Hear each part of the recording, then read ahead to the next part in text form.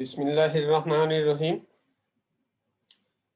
अज़ीज़ तलबा, हमारा आज का टॉपिक है इलास्टिसिटी ऑफ डिमांड और इलास्टिसिटी ऑफ डिमांड को मेजर करने के मेथड्स या तरीके के कानून के तलब की लचक से क्या मुराद है और तलब की लचक को मालूम करने के लिए कौन कौन से तरीके इख्तियार किए जा सकते हैं और इसके साथ ही वो कौन से फैक्टर हैं जो किसी चीज़ की तलब की लचक में इजाफा या कमी का सबब बनते हैं, यानी determinants of elasticity of demand. तो चलें आगाज करते हैं। पहले नंबर पे इलास्टिसिटी ऑफ डिमांड, तलब की लचक।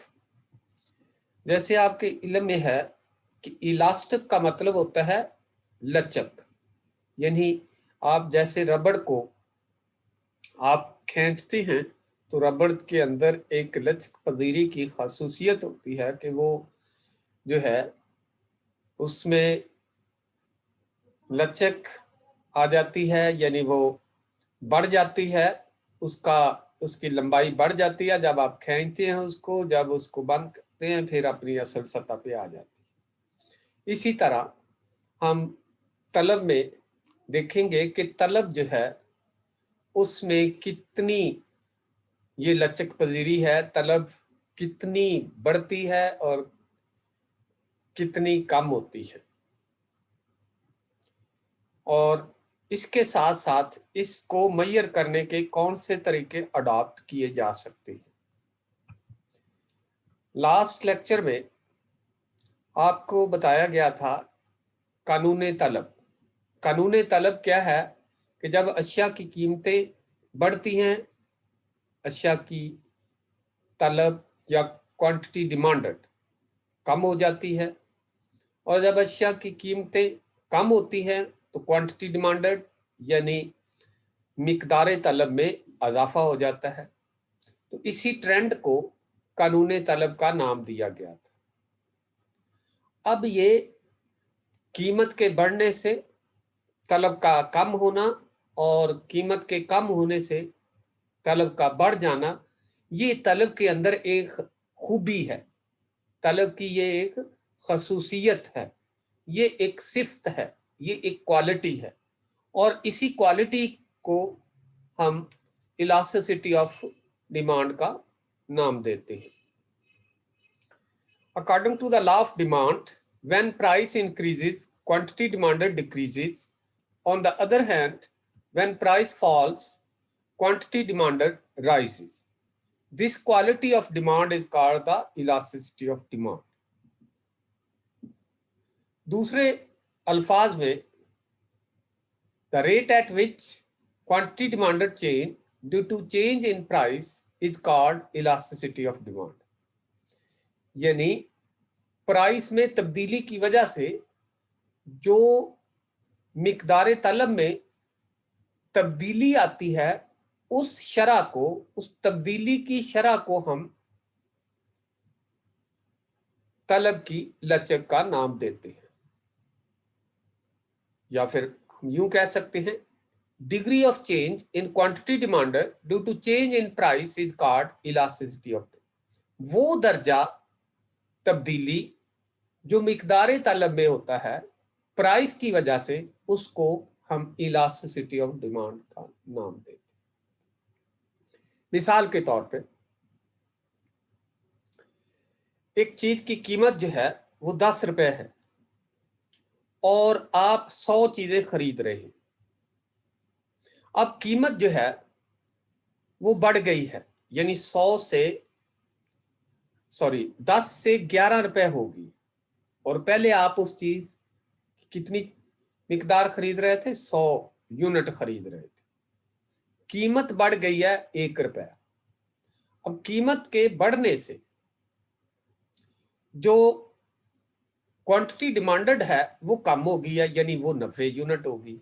तो इसमें मिकदार तलब में कितनी तब्दीली आई है, यानी 100 से 90 हो गई है, तो 100 में से 90 निकालें तो तब्दीली जो आई है वो आई है आपकी 10 यूनिट। ये 10 यूनिट रेट ऑफ चेंज है इन क्वांटिटी डिमांडेड। किस वजह से आई है ये तब्दीली? ये आई है तब्दीली प्राइस में तब्दीली से, यानी 10 से प्राइस आपकी बढ़ गई 11 रुपए। तो 11 रुपए होने से आपकी मिकदार तलब जो है 10 यूनिट कम हो गई है। इसको हम इलास्टिसिटी ऑफ डिमांड का नाम देते हैं। चलिए नेक्स्ट आते हैं types of elasticity of demand. Elasticity of demand की डिफरेंट टाइप्स हैं। नंबर 1 पे price elasticity of demand.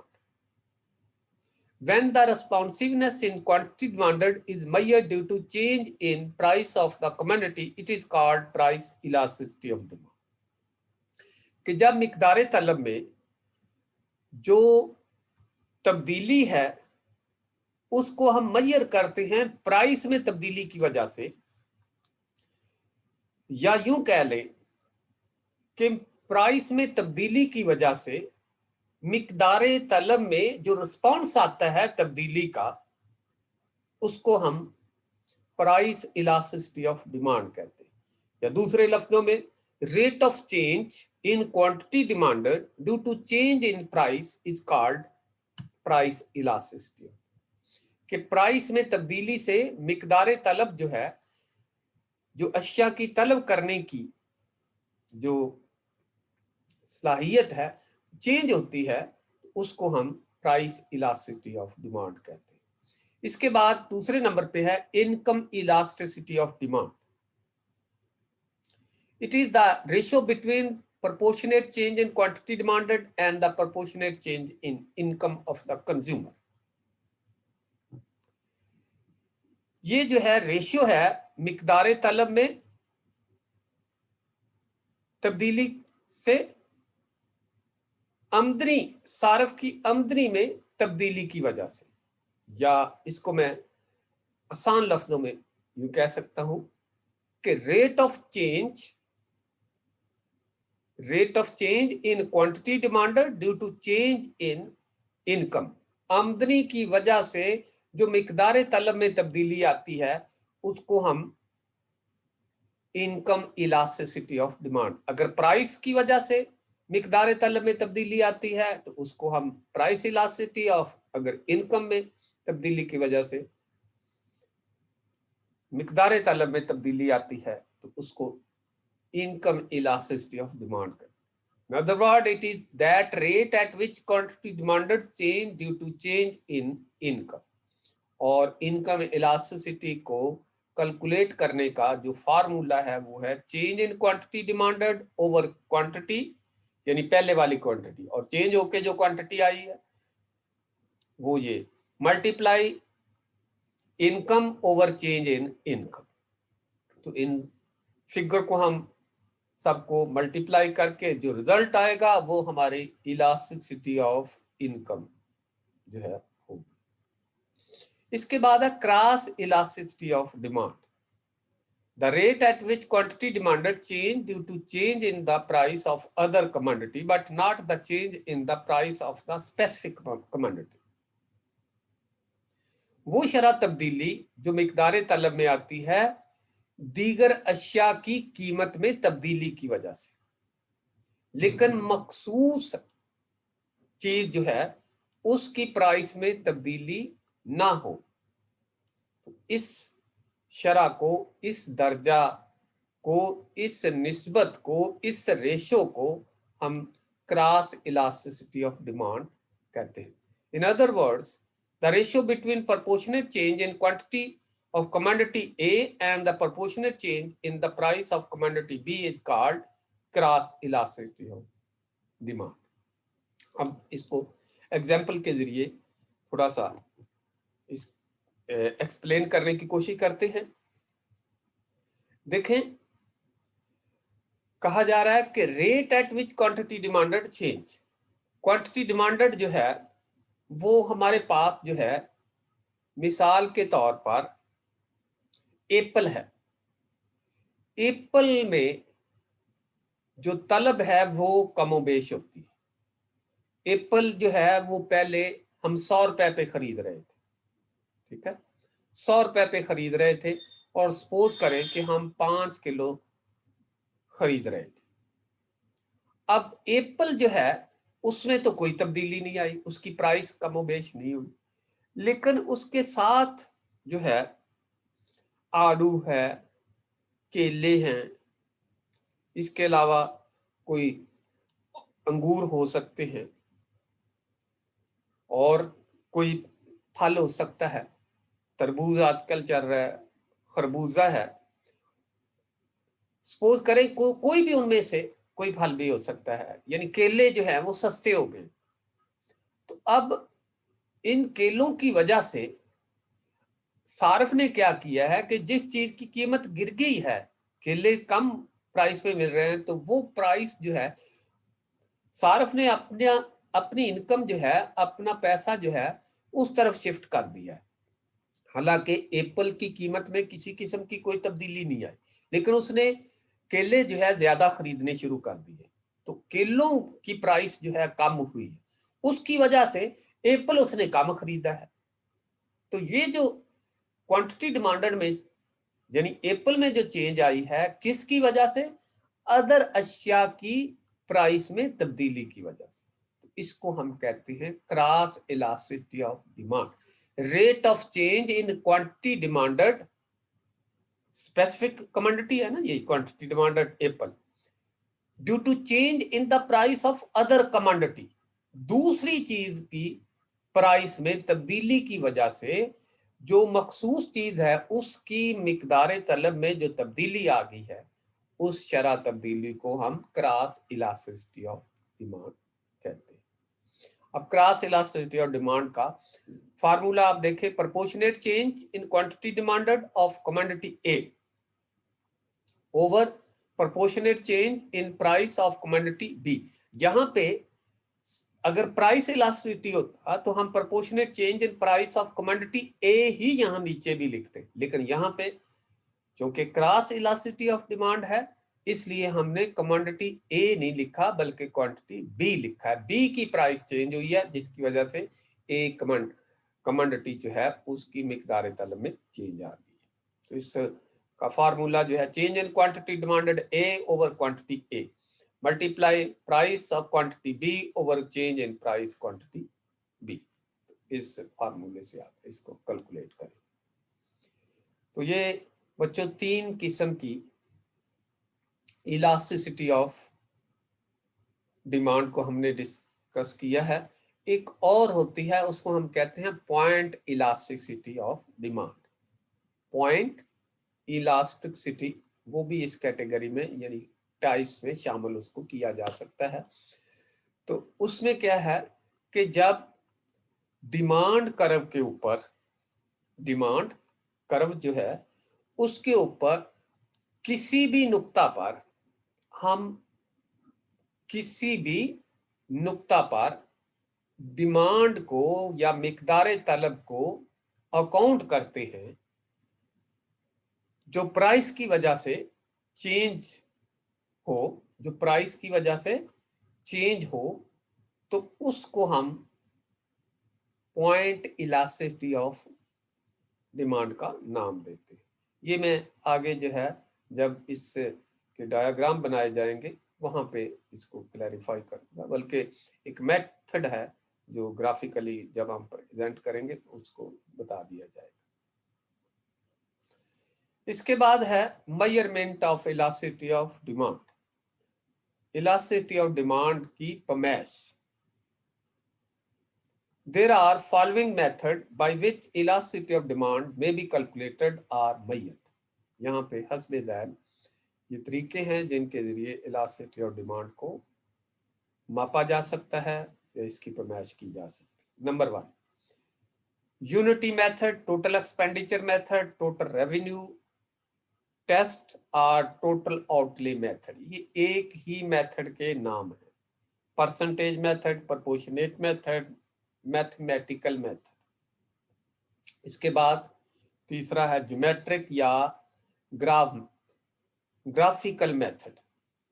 Geometric या ग्राफिकल मेथड, ये तीन है, लेकिन इन तीनों के नाम जो है अल्टरनेटिव जो यूज होते हैं वो मैंने लिख दिए सारे, ठीक है। सबसे पहले आते हैं यूनिटी और टोटल एक्सपेंडिचर मेथड में हम मिकदार तलब यानी इलास्टिसिटी ऑफ डिमांड को कैसे कैलकुलेट करते हैं, कैसे इसकी पैमाइश करते हैं।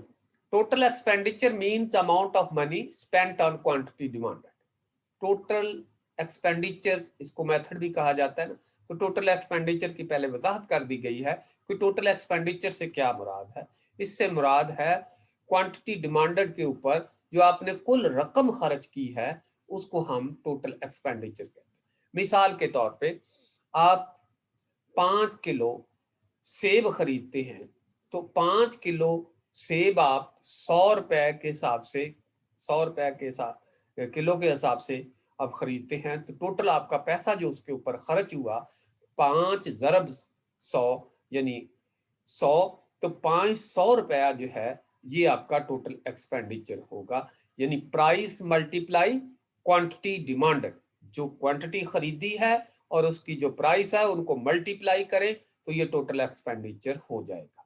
तो इसलिए टोटल एक्सपेंडिचर की वजाहत कर दी गई। Total expenditure mean amount of money spent on quantity demanded. In this method, we compare the total expenditure before and after change in price. इस मेथड के अंदर हम ये जो है जायजा लेते हैं, ये मुआजना करते हैं कि जब प्राइस में कोई चेंज नहीं थी उस वक्त जो हम चीजें खरीद रहे थे, किसी चीज के यूनिट खरीद रहे थे, उस वक्त टोटल एक्सपेंडिचर कितना था, और जब प्राइस चेंज हो गई है तो उसके बाद टोटल एक्सपेंडिचर कितना हो गया। According to Marshall, the elasticity of demand can be measured by 3 unit methods as following. उसने इस मेथड को 3 हिस्सों में तकसीम कर दिया है। Elasticity equal to unity, elasticity more than unity, elasticity less than unity. तो पहले नंबर पे elasticity of demand equal to unity, यानी इसी मेथड को उसने 3 हिस्सों में बांट दिया है। Elasticity of demand equal to unity किस वक्त होगी? When the change in demand and change in price is equal and total expenditure remain the same and there is no change in total expenditure, it is called elasticity of demand equal to unity। कि अगर price में तब्दीली और मिकदार तलब में तब्दीली, दोनों में तब्दीली यकसा है और आपका टोटल एक्सपेंडिचर जो है वो भी एक जैसा रहता है, उसमें किसी किस्म की कोई तब्दीली नहीं आती, तो इसको हम कहते हैं elasticity of demand equal to unity. आप देखें इसमें एक टेबल बना हुआ है, ये प्राइस है, प्राइस आप देखें, इसको मैं हाईलाइट कर देता हूं, चले ठीक हो गया।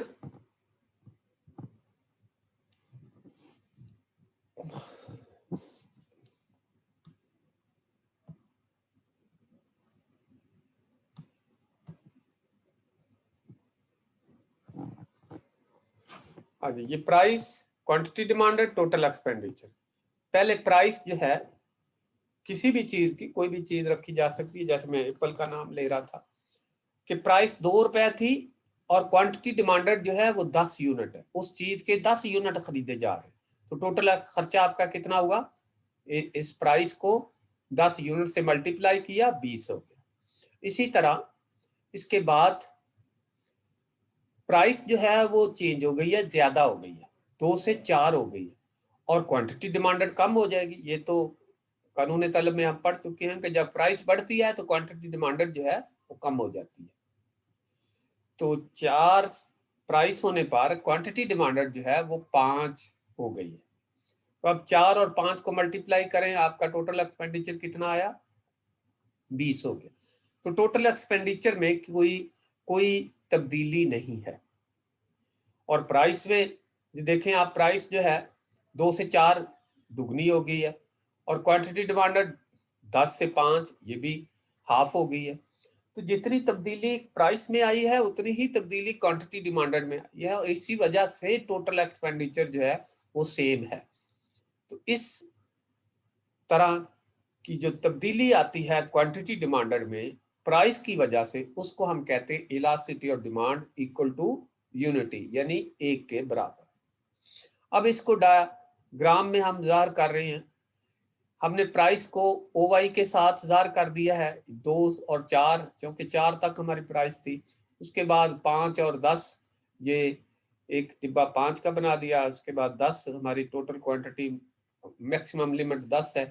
तो अब आप देखें, जब प्राइस 2 है तो ये यहाँ से हम ये एक कर्व खींचते हैं खत 2 से, और हमारी जो क्वांटिटी डिमांडेड है वो है 10। तो हमने यहाँ से ये कर्व खींचा, यहाँ पे एक नुक्ता हासिल कर लिया। जिस जगह पे ये मैं कर्सर शो कर रहा हूँ, यहाँ पे हमने एक नुक्ता हासिल कर लिया। इसी तरह जिस वक्त हमारे पास जो प्राइस है 4 हो गई है और क्वांटिटी डिमांडेड जो है 5 है, तो यहाँ से 4 से हमने एक लाइन लगाई और 5 से एक लाइन लगाई, और इन दोनों लाइनों ने एक दूसरे को नुक्ता ये यहाँ इस पे इंटरसेक्ट कर दिया।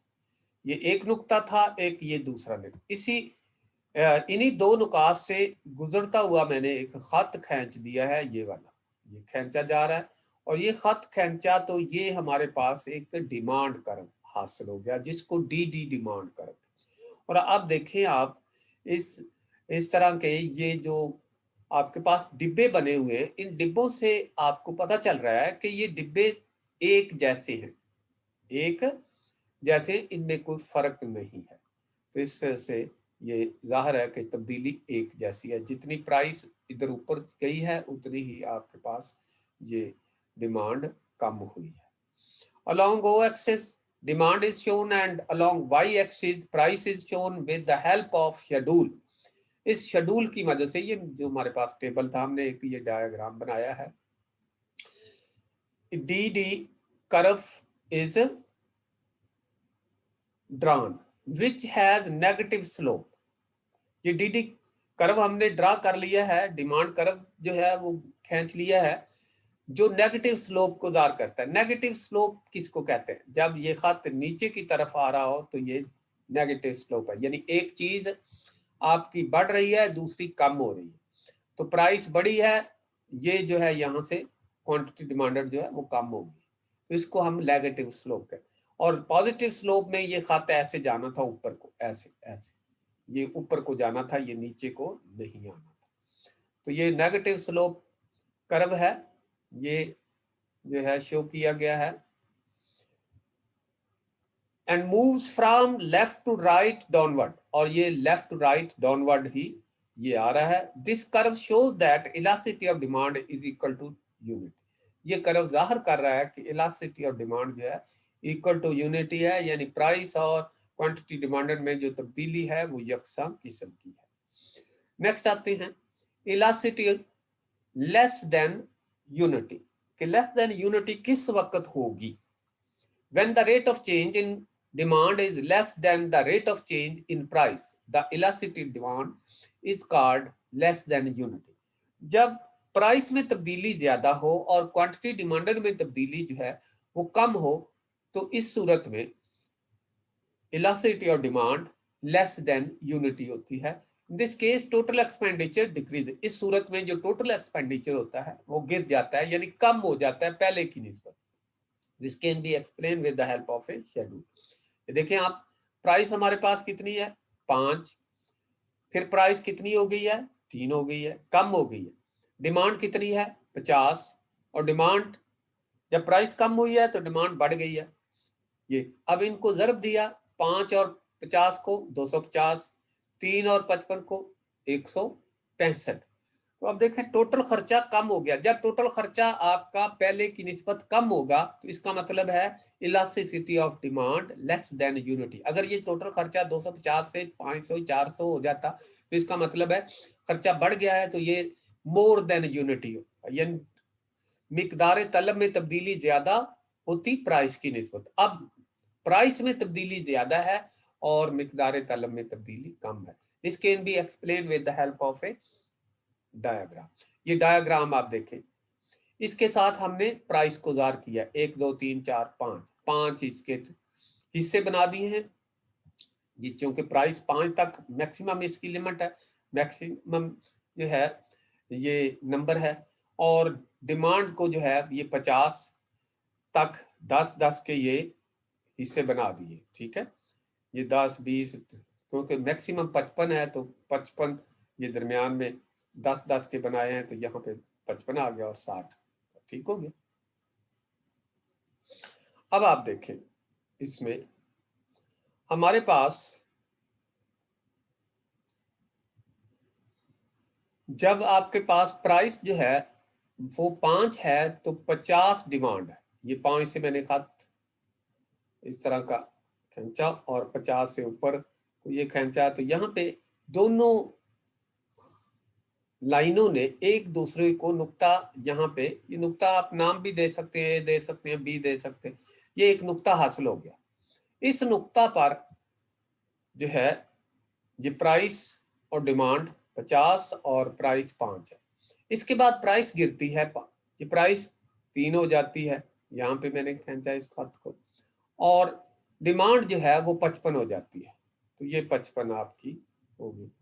ये 55 थोड़ी सी आगे चली गई है, 10 के वक्फे थे, चले मैं इसको 55 का ही नाम दे देता हूँ, मैं दुरुस्ती बाद में ये कर दूंगा जब नोट्स आपको सेंड करूंगा। तो यहाँ पे आप देखें, ये थोड़ी सी ये 10 की बजाय यहाँ से मैं इसको करता तो ज्यादा बेहतर था, तो लेकिन ये लाइन आगे चली गई। अब इसको थोड़ा सा टाइम लगेगा, लेकिन इसको आप 55 ही कंसीडर करें। ये 55 तक जो है ये चली गई। अब आप देखें, इस खत को हमने इन नुकात से गुजार दिया है, इन नुकात से गुजारा तो ये डी जो है ये कर्व हमारे पास आ गया। ये क्या है? डिमांड कर्व है। आपको नजर आ रहा है कि यहाँ से लेकर जो तब्दीली है प्राइस में ये ज्यादा है, और 50 से यहाँ 55 तक ये तब्दीली जो है ये कम है। तो इसका मतलब डिमांड में तब्दीली कम हो रही है, प्राइस में तब्दीली ज्यादा हो रही है। ये डायग्राम जाहिर करता है। अब इसको एक्सप्लेन कर देते हैं। Above schedule shows that change in price is greater than change in demand, so the elasticity of demand is less than unity. Now we explain it with the help of a diagram. अब इसको diagram के जरिए जाहिर करते हैं। In this diagram, along OY axis price is represented and along on O axis demand is shown. DD is the demand curve drawn with the help of a schedule. OY के साथ हमने price को jar किया है, और OX axis के साथ horizontal line जो है उसके साथ हमने क्वांटिटी डिमांडेड को जार किया है, और DD कर्व जो है हमने शेड्यूल या टेबल की मदद से हासिल कर लिया है। और ये इन डायग्राम DD जो है demand curve has a negative slope, और ये नेगेटिव स्लोप भी है इसकी, क्योंकि ये ऊपर से नीचे की तरफ आ रहा है। ठीक है, it fall downward from left to right rapidly, और ये तेजी से ऊपर से नीचे की तरफ फ्रॉम लेफ्ट टू राइट नीचे आ रहा है, which shows that elasticity of demand is less than unit. जो ये जाहिर कर रहा है कि इलास्टिसिटी ऑफ डिमांड जो है वो यूनिट से कम है, 1 से कम है, लेस देन यूनिटी। इसके बाद नेक्स्ट आते हैं greater than unity.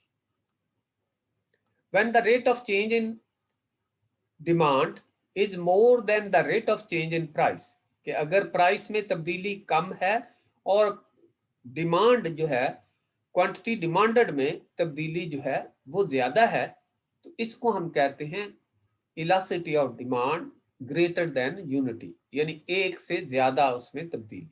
It is called elasticity of demand greater than unity. In this case the total expenditure increase. इस सूरत में टोटल एक्सपेंडिचर जो बढ़ता है कम नहीं होता, जैसे कि पीछे कम। अब देखिए इसकी एक्सप्लेनेशन भी टेबल की मदद से।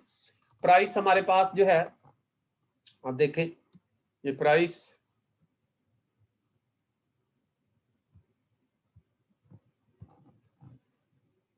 डिमांड और टोटल एक्सपेंडिचर 4 है, फिर 4 से ये 3 हो जाती है, डिमांड 1 है। जब प्राइस कम हुई है तो डिमांड बढ़ेगी, वो डिमांड जो है वो 2 हो गई। तो अब 4 को 1 से ज़रब दिया 4 और 3 को 2 से ज़रब दी 6, तो टोटल एक्सपेंडिचर पहले की निस्बत बढ़ गया है जब चेंज आई है प्राइस और क्वांटिटी डिमांडेड। अब इसको एक डायग्राम के जरिए जाहिर किया जा रहा है। अब देखें, प्राइस को ओ वाई के साथ जाहिर किया गया है और क्वांटिटी डिमांडेड को ओ एक्स के साथ जाहिर किया गया है।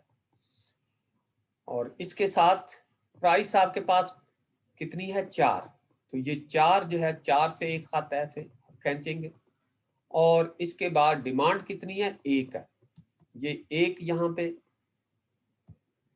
ये 1 समझे 1 किलो लगा लें या 1 मन लगा लें या 1 इकाई है, यहाँ पे ये लिखी नहीं गई तो चले ये 1 आपने इसमें लगा लेनी है। इसके बाद दूसरे नंबर पे प्राइस आपकी 3 है और क्वांटिटी डिमांडेड 2 है, तो यहाँ पे ये प्राइस जब नीचे गिरती है यहाँ 3 पे आती है तो क्वांटिटी डिमांडेड कितनी हो जाती है, वो 2 हो जाती है। ठीक है, तो इस तरह ये क्वांटिटी डिमांडेड यहाँ पे आपने 2 लिख लेनी है, ये 2 लिखी नहीं गई, मिसिंग हो गई है। चले यहाँ पे 1 और यहाँ पे 2, जब लेक्चर आप इसको देखेंगे तो इसमें जरा आपने कर लेना, लेकिन मैं नोट्सों के अंदर इसको चेंज करके जो है, अब लेक्चर दिया जा रहा है तो इसमें थोड़ा सा प्रॉब्लम आएगा, लेट हो जाएंगे थोड़ा सा। तो यहाँ पे 1 लिखना है आपने बच्चों और यहाँ पे 2 लिखना है। ठीक है, और इसके बाद ये जो खत खींचे हैं, पहला नुक्ता ये हासिल किया गया, दूसरा नुक्ता यहाँ पे हासिल किया गया और इस तरह ये ऐसे गुजरता हुआ खत खींचा, ये डी डी कर्व हमारा खत। अब आप सामने डायग्राम में देख रहे हैं कि 4 से 3 जो है तब्दीली कितनी है प्राइस की, और डिमांड में तब्दीली कितनी है 1 से 2। ये जो फासला है ये वाला, ये फासला ज्यादा है इस फासले की निस्बत 4 से 3 तक, तो डिमांड में तब्दीली ज्यादा जाहिर हो रही है। तो ये इसको एक्सप्लेन कर देते हैं। Along on OX axis demand is being presented and along with OY axis price is being presented. DD is the demand curve which is shown with the help of a schedule. और DD हमने एक demand curve जो है बनाया है जो table की मदद से, शेड्यूल की मदद से ड्रा किया है, जो जाहिर कर रहा है नेगेटिव स्लोप को। It has negative slope and move from left to right showing the elasticity of demand more than u।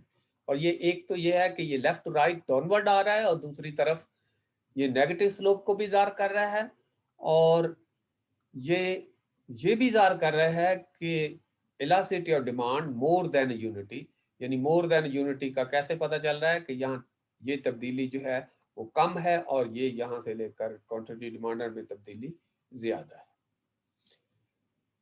तो इस तरह बच्चों ये 3 जो है इसके हिस्से जो थे, इलास्टिसिटी और demand equal to unity, more than unity, less than unity, complete हो गया। अब इसका सेकंड मेथड जो है इलास्टिसिटी और डिमांड की पैमाइश का, वो है percentage method. Under percentage method we compare the percentage change in demand due to the percentage change in price. इस मेथड के अंदर हम जो प्राइस में परसेंटेज तब्दीली आती है उसका कंपैरिजन करते हैं क्वांटिटी डिमांडेड में परसेंटेज तब्दीली से। अगर प्राइस में परसेंटेज तब्दीली ज्यादा है क्वांटिटी डिमांडेड में परसेंटेज तब्दीली से, तो हम कहते हैं कि quantity demanded less than unity है, और अगर दोनों में परसेंटेज तब्दीली यकसा है तो हम कहते हैं इलास्टिसिटी और डिमांड इक्वल टू यूनिटी है। और अगर क्वांटिटी डिमांडेड जो है उसमें तब्दीली जो है ज्यादा है प्राइस की निस्बत, तो हम कहते हैं इलास्टिसिटी और डिमांड मोर देन यूनिटी है। A percentage change in quantity demanded is more than percentage change in price, elasticity or demand is greater than unity. If percentage change in quantity demanded is less than percentage change in price, elasticity or demand is less than unity. If percentage change in quantity demanded is equal to percentage in change in price, that is equal to unit, elasticity of equal to unit. To understand this concept, we make a schedule and put the schedule value in the formula. इस method को समझने के लिए हमने एक schedule बनाया है और इस शेड्यूल में हमने हाइपोथेटिकल वैल्यूज पुट की हैं और उन वैल्यू को पुट करने के बाद हम एक रिजल्ट निकालेंगे और उससे कोशिश करते हैं कि किस तरह ये जो है इलास्टिसिटी और demand less than, more than या इक्वल टू यूनिटी आती है। देखें आप, प्राइस हमारे पास है, ये आप देख रहे हैं,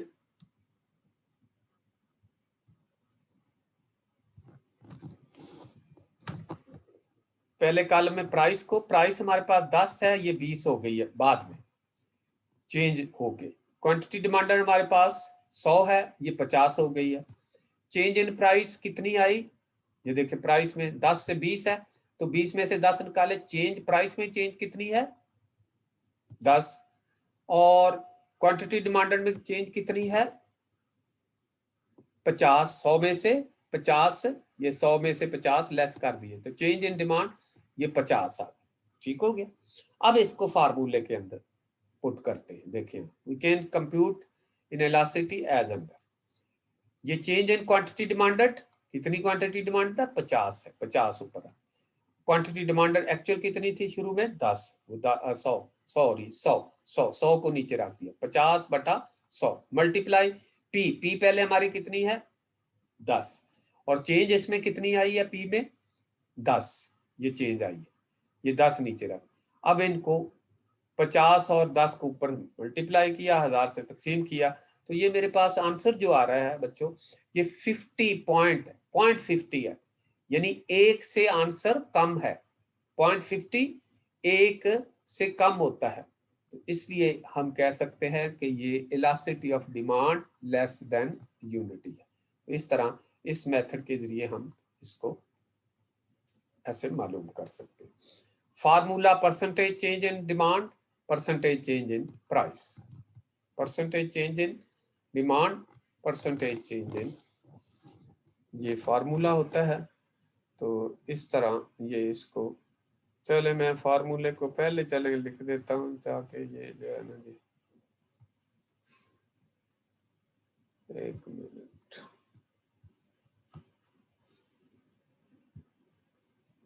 बाद में लिखा गया है।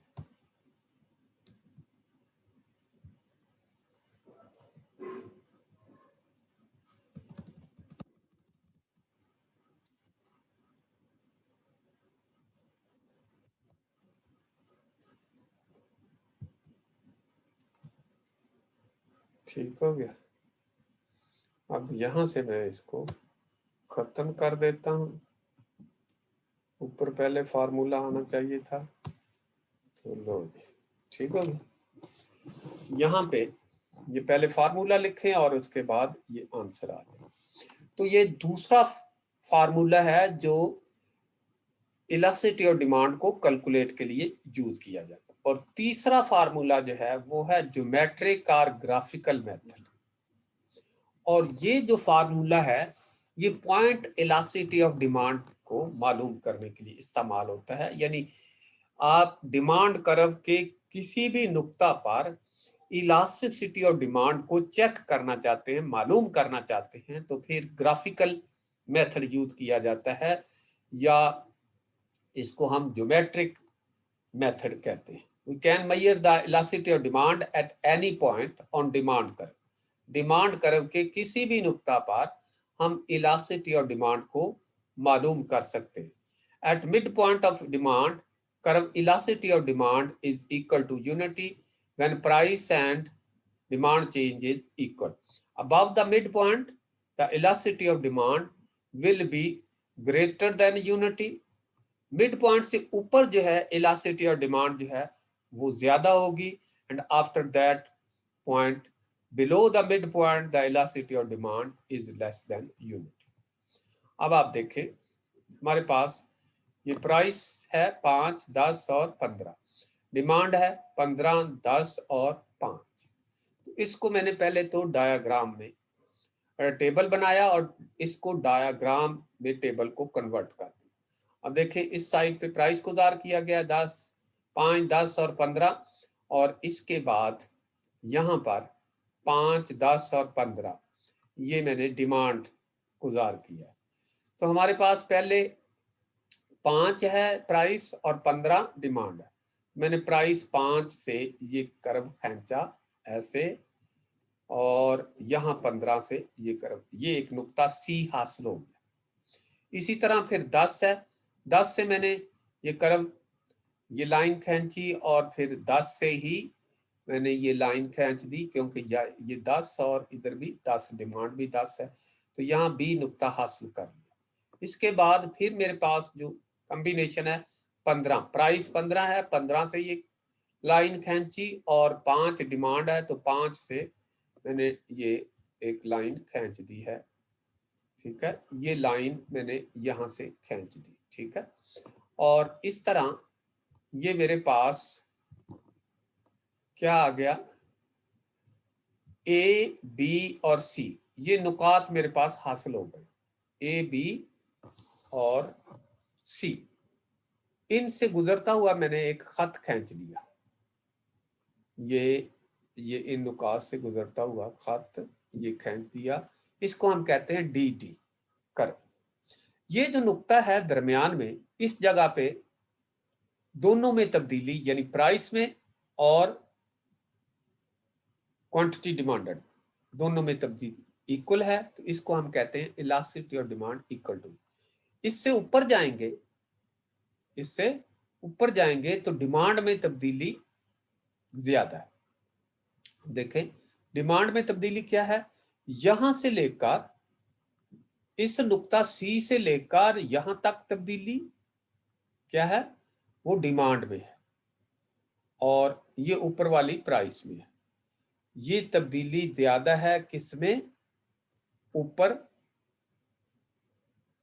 इलास्टिसिटी और डिमांड में तब्दीली ज्यादा है। मतलब ये कि क्वांटिटी डिमांडेड में इस नुक्ता पर, ए नुक्ता पर क्वांटिटी डिमांडेड में तब्दीली ज्यादा है प्राइस की निस्बत।